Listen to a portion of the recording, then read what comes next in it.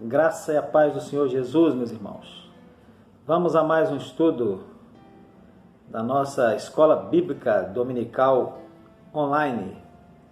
Nós estamos nessa temporária Escola Bíblica Dominical online, devido à pandemia do coronavírus. Estamos estudando a segunda epístola de João.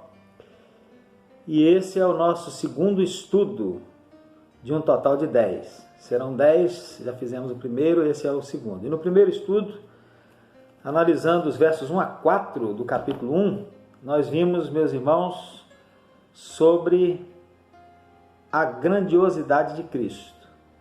E vimos que Cristo não foi criado, não começou em algum ponto do tempo, ele é eterno, coexistente e coextensivo com Deus, porque é o próprio Deus na pessoa do Filho. Nós vimos que Cristo é o despenseiro da vida e nós vimos que Cristo é o único que possibilita comunhão com Deus. E hoje nós veremos sobre essa comunhão com Deus. E sobre essa comunhão com Deus, nós veremos em duas partes. Essa é a primeira e terá como base os versos 5 do capítulo 1 até o verso 2 do capítulo 2, trecho que nós leremos daqui a mais um pouquinho. O evangelista Moody, lá no passado, ele falou assim: os vizinhos de certo homem costumavam afirmar: este homem é realmente grande, porque quando nós estamos em sua companhia, nós mesmos nos sentimos melhores. Fato idêntico ocorre quando estamos em permanente comunhão com Deus. Sempre que a Ele nos associamos, nós nos tornamos indubitavelmente pessoas melhores. A comunhão com Deus, meus irmãos, é algo de extrema importância, de extremo valor para nós. E dessa comunhão nós nunca devemos nos descuidar. Logo no início da sua carta, na introdução ainda, João toca nesse assunto da comunhão. No verso 3 ele vai dizer assim: o que temos visto e ouvido anunciamos também a vós outros, para que vós igualmente mantenhais comunhão conosco. Ora, a nossa comunhão é com o Pai e com o seu Filho Jesus Cristo. Então a comunhão com Deus é muito importante. É possível de ser mantida e precisa ser mantida. Mas para manter a comunhão com Deus, algumas coisas precisam ser observadas. Nós precisamos observar algumas coisas. E neste presente estudo, nós trataremos exatamente deste assunto. E para tanto, nós vamos ler, a princípio, conforme já disse no início, 1 João capítulo 1, verso 5, até o verso 2 do capítulo 2. Leia comigo. Ora, a mensagem que da parte dele temos ouvido e vos anunciamos é esta: que Deus é luz e não há nele treva nenhuma. Se dissermos que mantemos comunhão com ele e andarmos nas trevas, mentimos e não praticamos a verdade. Se, porém, andarmos na luz, como ele está na luz, mantemos comunhão uns com os outros, e o sangue de Jesus, seu Filho, nos purifica de todo pecado. Se dissermos que não temos pecado nenhum, a nós mesmos nos enganamos, e a verdade não está em nós. Se confessarmos os nossos pecados, ele é fiel e justo para nos perdoar os pecados e nos purificar de toda a injustiça. Se dissermos que não temos cometido pecado, fazemo-lo mentiroso e a sua palavra não está em nós. Filhinhos meus, estas coisas vos escrevo para que não pequeis. Se todavia alguém pecar, temos um advogado junto ao Pai, Jesus Cristo, o justo. E ele é a propiciação pelos nossos pecados, e não somente pelos nossos próprios, mas ainda pelos do mundo inteiro. A primeira coisa que eu quero destacar, meus irmãos, nesse texto, está aí no verso de número 5, é que Deus é luz. Ora, a mensagem que da parte dele temos ouvido e vos anunciamos é esta, que Deus é luz e não há nele treva nenhuma. Então João enfatiza isso. Logo depois da introdução, ele começa já enfatizando essa grande verdade, que Deus é luz. E essa é uma verdade que ele havia aprendido com o próprio Cristo. E essa verdade tem um significado. E o significado é que Deus é santo. Ao dizer que Deus é luz, ele está dizendo que o nosso Deus é santo. Nosso Deus é puro. E não há sequer um mínimo de treva em seu ser. Não há nele treva nenhuma, diz João. Meus irmãos, todos nós sabemos que luz e trevas nas Sagradas Escrituras se tornaram símbolos contrastantes do bem e do mal. O bem é representado como sendo a luz e o mal é representado como sendo as trevas. E tais símbolos são encontrados frequentemente nas Escrituras Sagradas. E eu vou citar para os irmãos alguns trechos. Em João 8,12, por exemplo, Jesus diz assim: eu sou a luz do mundo. Quem me segue não andará nas trevas, pelo contrário, terá a luz da vida.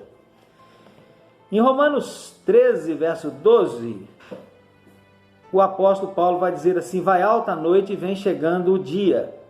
Deixemos, pois, as obras das trevas e revistamo-nos das armas da luz.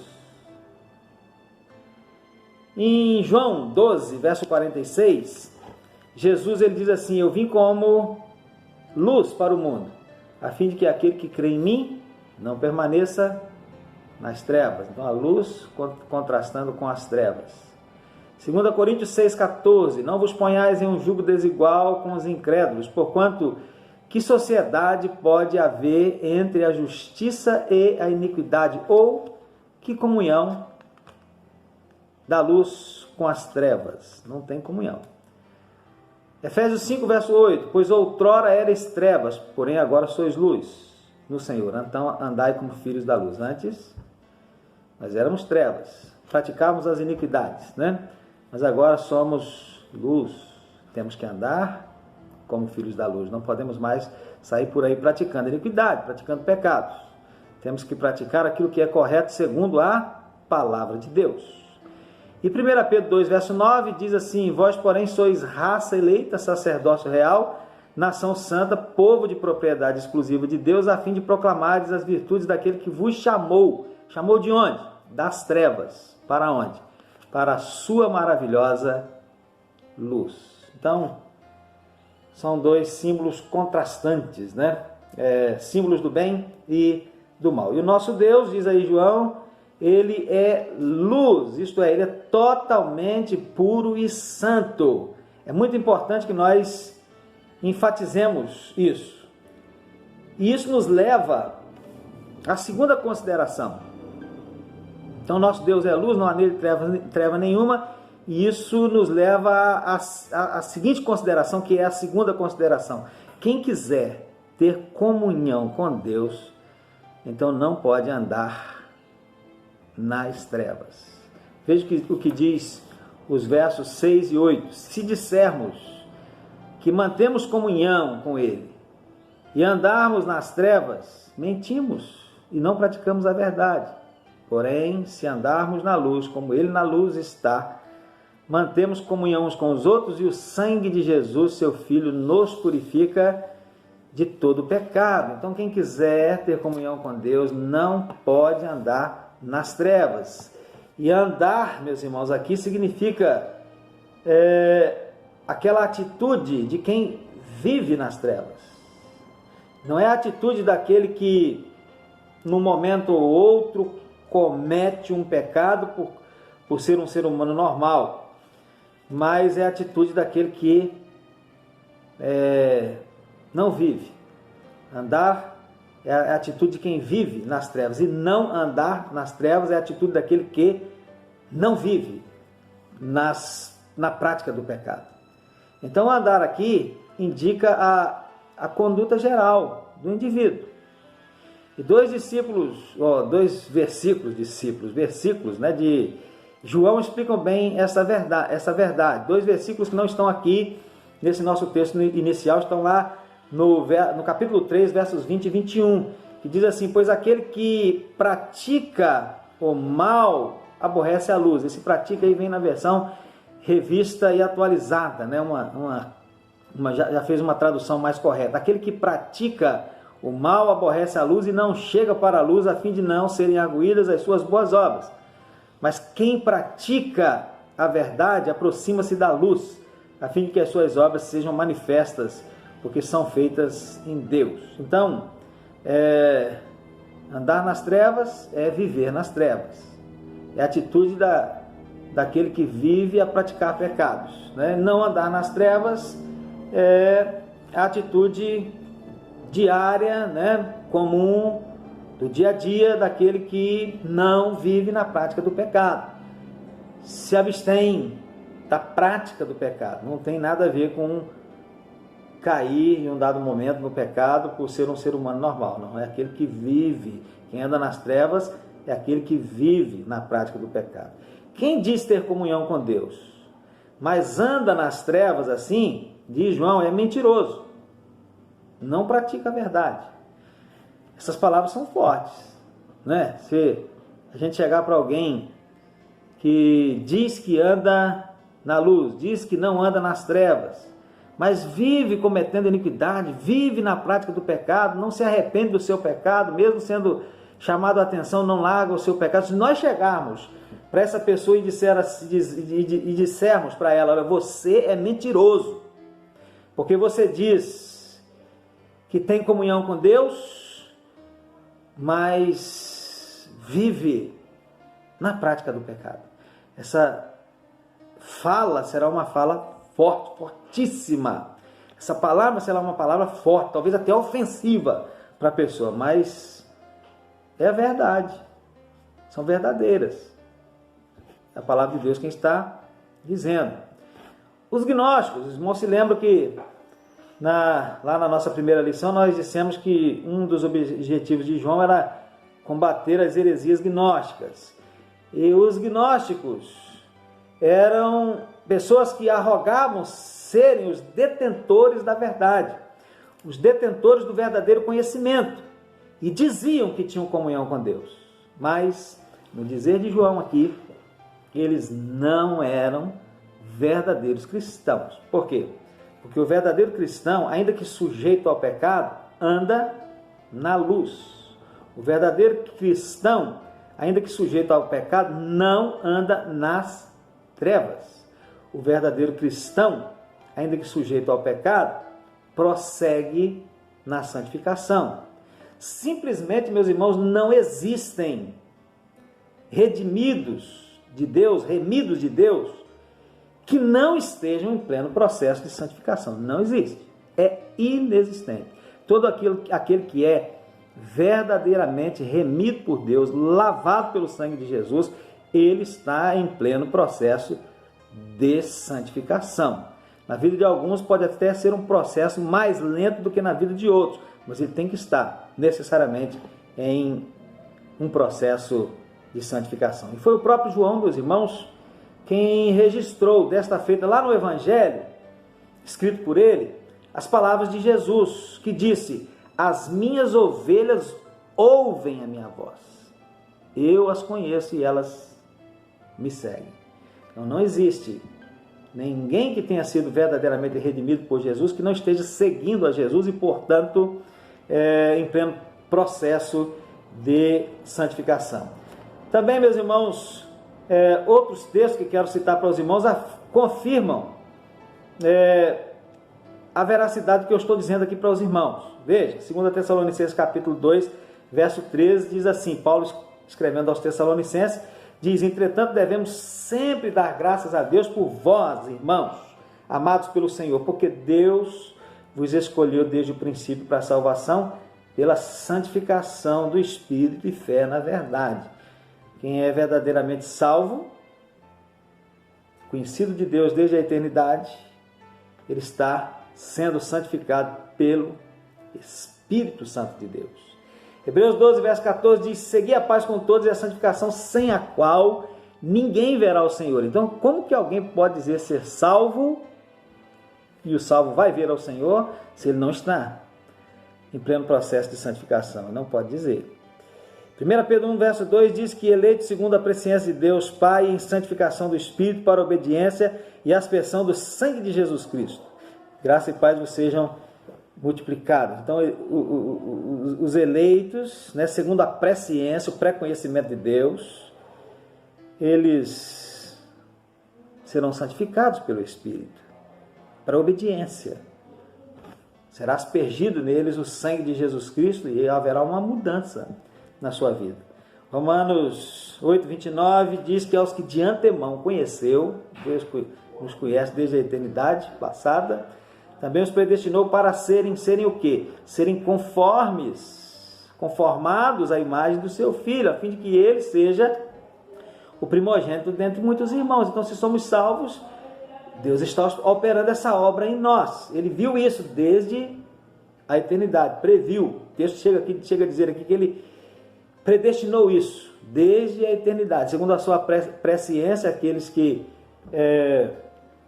seriam dele, né, serão conformados à imagem do seu Filho. Em João 12, 46, Jesus diz: eu vim como luz para o mundo, a fim de que aquele que crê em mim não permaneça nas trevas. Então, se permanece nas trevas, não pode dizer que tem comunhão com Deus, né? Colossenses 1,13, ele nos libertou do império das trevas e nos transportou para o reino do Filho do seu amor. Então, Deus tirou daqui e colocou aqui, tirou das trevas e colocou na luz, tirou da perdição e colocou na salvação. Então, o verdadeiro cristão, ainda que sujeito ao pecado, ele está em um processo de santificação. Ele não permanece nas trevas, ele não anda nas trevas. Ele pode até, em um momento ou outro, cair em algum pecado, mas ele não anda no pecado. Se anda e diz que tem comunhão com Deus, não é verdadeiro, é mentiroso. Palavras fortes, mas palavras verdadeiras do Espírito Santo através de João. Então, quem anda na luz, esse tem comunhão, não só com Deus, mas também com os irmãos. O andar na luz, meus irmãos, é a base da comunhão com Deus. Ninguém que anda nas trevas pode ter a comunhão e o favor de Deus. Está muito claro aí para nós. Mas quem é que anda na luz? Quem é que anda na luz? E aí nós temos que analisar alguns trechos da palavra de Deus. Romanos 4, versos 11 e 12, vai dizer para nós que quem anda na luz é aquele que anda nas pisadas da fé do nosso pai Abraão. Então, quem anda na luz é quem tem fé, como Abraão teve, né? Veja aí o texto: e recebeu o sinal da circuncisão, selo da justiça da fé, quando estava na incircuncisão, para que fosse pai de todos os que creem, estando eles também na incircuncisão, a fim de que também a justiça lhe seja imputada, e fosse pai da circuncisão, daqueles que não somente são da circuncisão, mas que também andam aonde?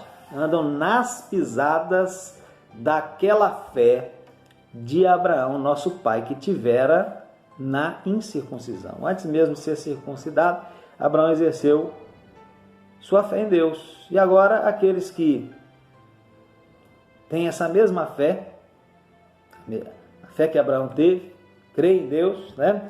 Então, estes são os que andam na luz. O que mais, meus irmãos, podemos dizer sobre isso? Quem é o que anda na luz? Quem anda na luz é aquele que morreu e ressuscitou com Cristo, e que agora vive uma nova vida, onde o pecado não reina. Quer ver? Romanos 6,4, de sorte que fomos sepultados com ele pelo batismo na morte, para que, como Cristo ressuscitou dentre os mortos, pela glória do Pai, assim andemos nós também em novidade de vida. Simbolicamente, quando nos batizamos, fomos mortos, sepultados e ressuscitados juntamente com Cristo, e agora vivemos uma nova vida. São estes os que andam na luz. Romanos 6, verso 6, sabendo isso, que o nosso velho homem foi com ele crucificado, para que o corpo do pecado seja desfeito, a fim de quê? A fim de que não sirvamos mais ao pecado. Morremos com Cristo, ressuscitamos com Cristo, vivemos uma nova vida, não servimos mais ao pecado, andamos na luz.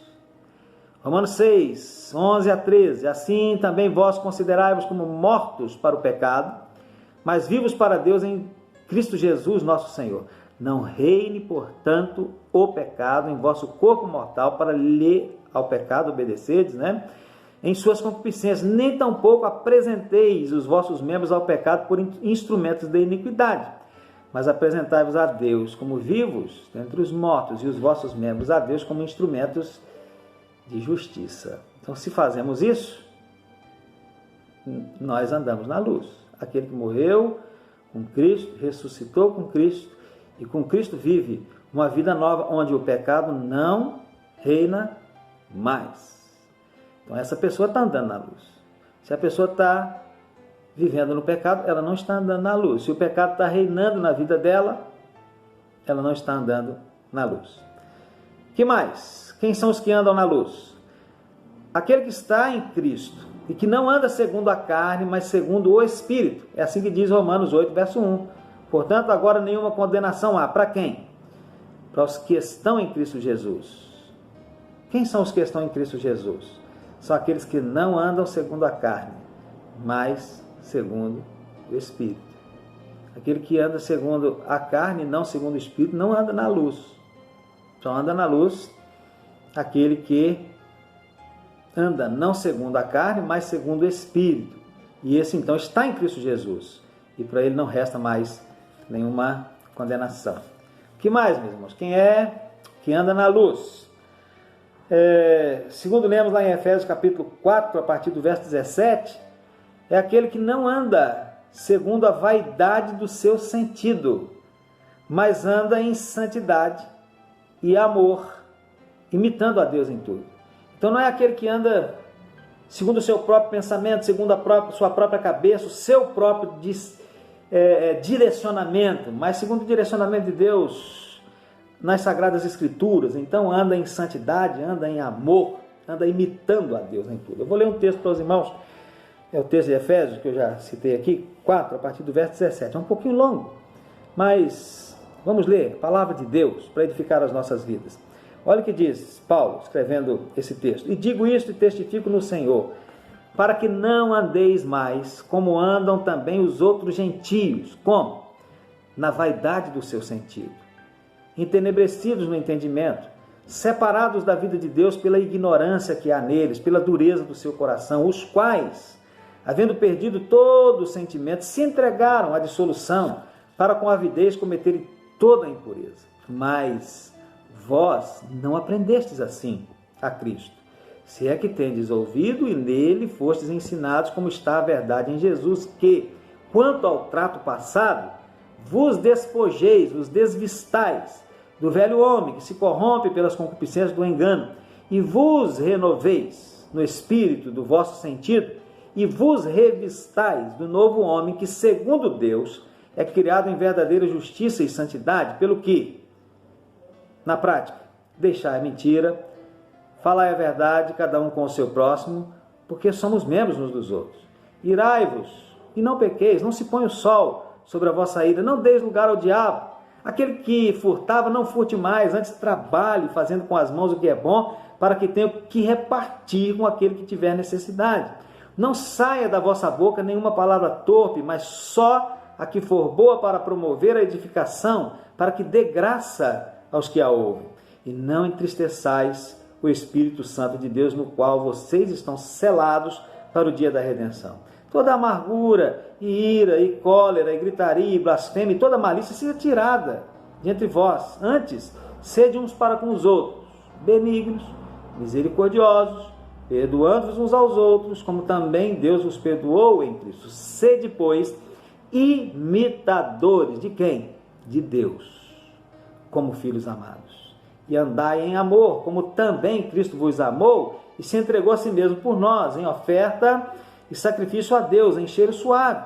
Mas a prostituição e toda impureza ou avareza, que nem ainda se nomeiem entre vós, como convém a santos. Nem torpezas, nem parvoices. Você pode pegar um dicionário para ver o significado dessas palavras. Nem chocarrices, que não convém, né? Chocarrices, eu sei que você vai pegar o dicionário para ver, mas já quero dizer para os irmãos aqui, são aqueles gracejos, né, indecentes, aquelas piadinhas indecentes, algumas até denigrem o nome de Jesus, né, que a gente ri delas, espalha para que as pessoas riam também, uns gracejos inconvenientes, né? Mas antes, ações de graças. Porque bem sabeis isto, que nenhum fornicador, ou impuro, ou avarento, qual é idólatra, tem herança no reino de Deus e de Cristo. Ninguém vos engane com palavras vãs, porque por essas coisas vem a ira de Deus sobre os filhos da desobediência. Portanto, não sejais seus companheiros, porque noutro tempo vocês eram trevas, mas agora não, agora vocês são luz no Senhor. Então andai como filhos da luz, porque o fruto do Espírito está em toda bondade, justiça e verdade, aprovando que é agradável ao Senhor, e não comuniqueis com as obras infrutuosas das trevas. Não ponha nem a mão, né? Não chegue nem perto. Assim como você não quer chegar nem perto do coronavírus, muito menos ainda, não deve nem chegar perto das obras infrutuosas das trevas. Antes, condenai-as, porque o que eles fazem em oculto, até dizê-lo, é torpe. Mas todas estas coisas se manifestam sendo condenadas pela luz, porque a luz a tudo manifesta. Pelo que diz: desperta, ó tu que dormes, levanta-te dentre os mortos e Cristo te esclarecerá. Portanto, vede prudentemente como andais, não como necios, mas como sábios, remindo o tempo, porquanto os dias são maus.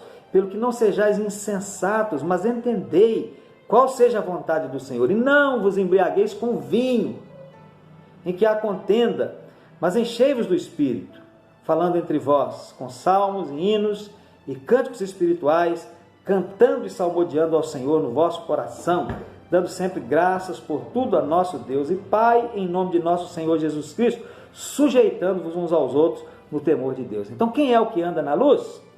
É aquele que não anda segundo a vaidade dos seus sentidos, segundo a sua própria cabeça, segundo o seu próprio pensamento, segundo o seu próprio direcionamento, segundo o seu próprio achismo, como muita gente tem feito por aí, mas anda segundo a orientação da palavra de Deus, e então anda em santidade e amor, imitando não o mundo, não as pessoas do mundo, mas imitando a Deus em tudo.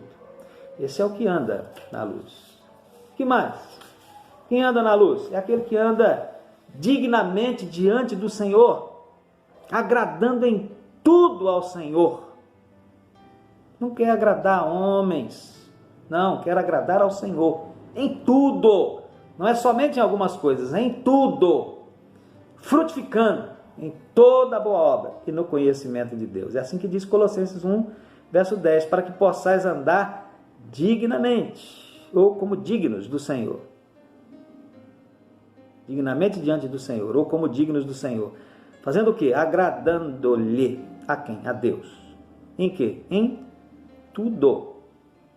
Frutificando em toda boa obra e crescendo no conhecimento de Deus. Então, primeiro nós temos que procurar agradar ao Senhor. Antes de agradar sua mãe, seu pai, seu irmão, seu tio, sua tia, seu cônjuge, seu patrão, você tem que agradar ao Senhor. Se para agradar seu cônjuge, seu namorado, seu pai, sua mãe, seu patrão, as autoridades, quem quer que seja, você tem que fazer alguma coisa que desagrade ao Senhor, então é melhor desagradar as pessoas, os seres humanos.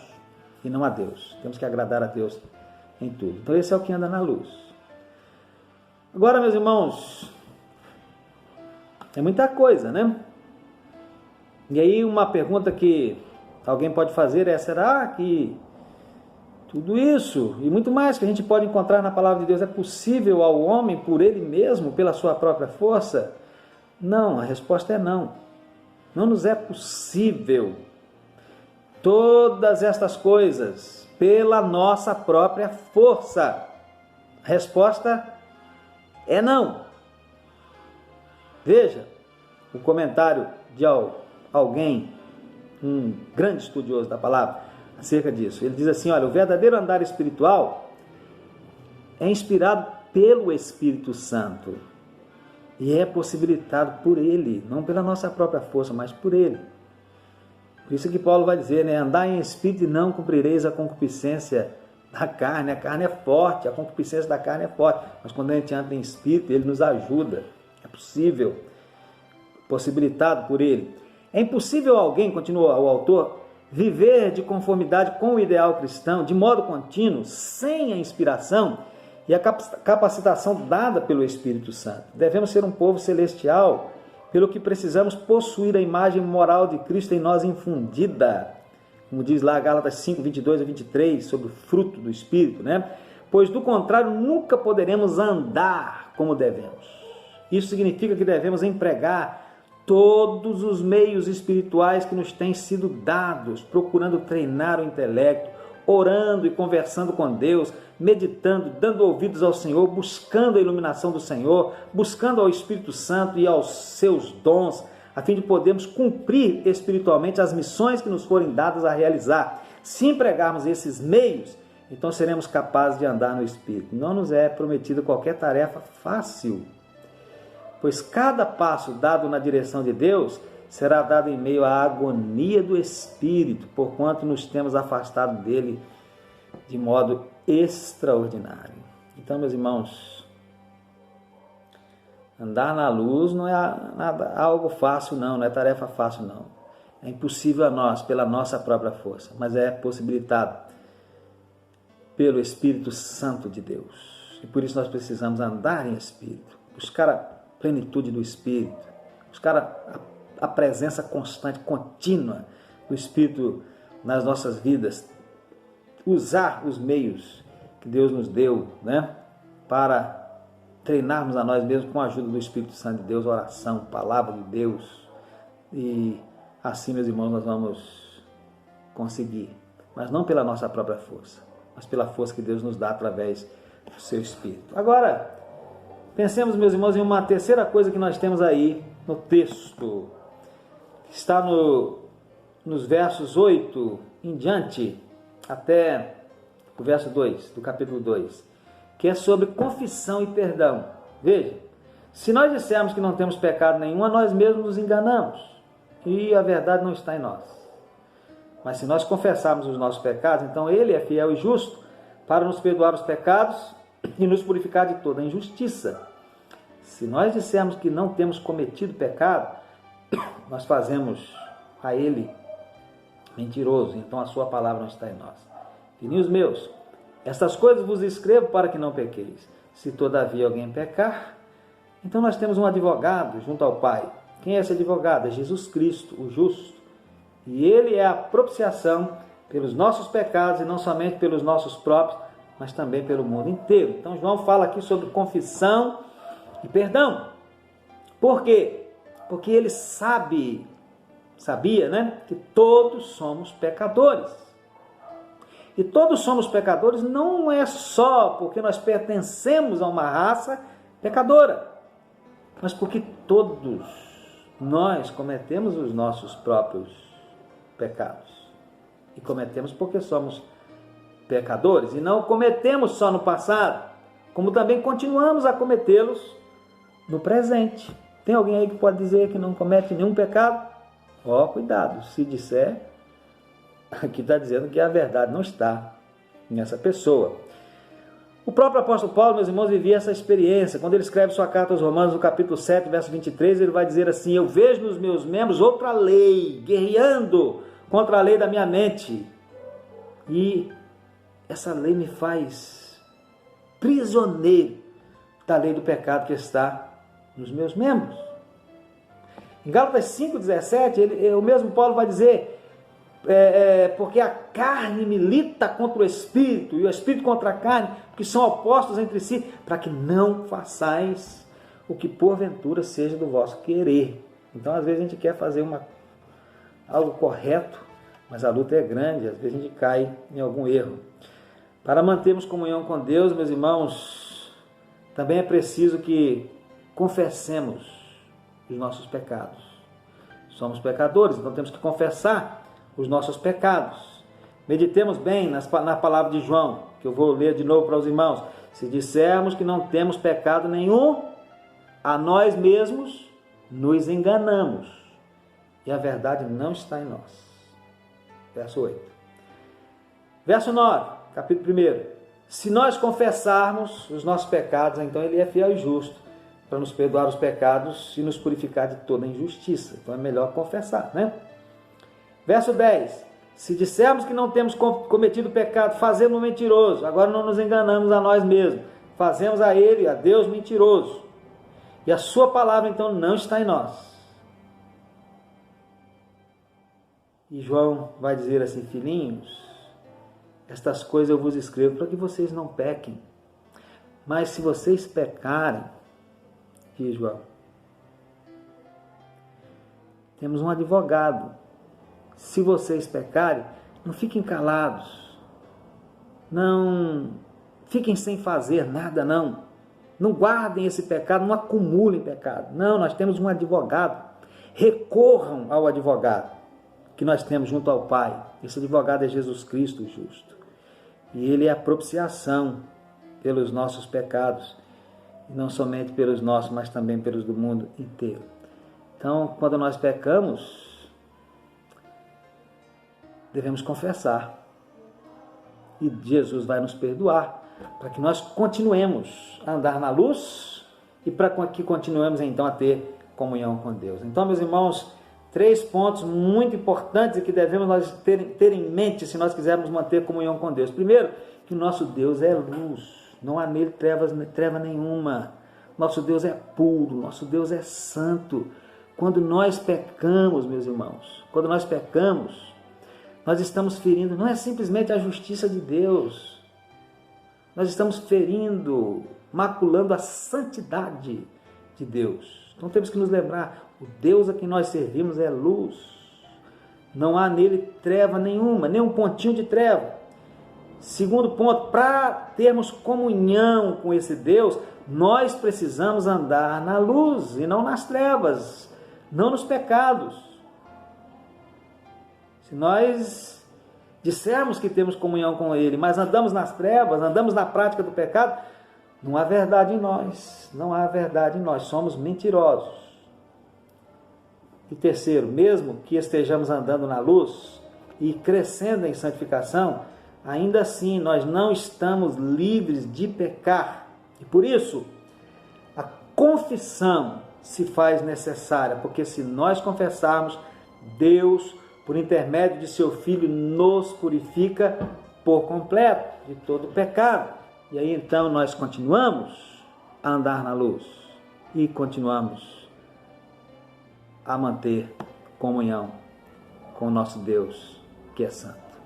Amém? Vamos parar por aqui, né? Próximo estudo nós vamos voltar a falar sobre esse assunto, o assunto da comunhão com Deus. Que Deus abençoe a sua vida e que o Espírito de Deus possa edificar o seu coração e o meu coração através dessa palavra. Amém.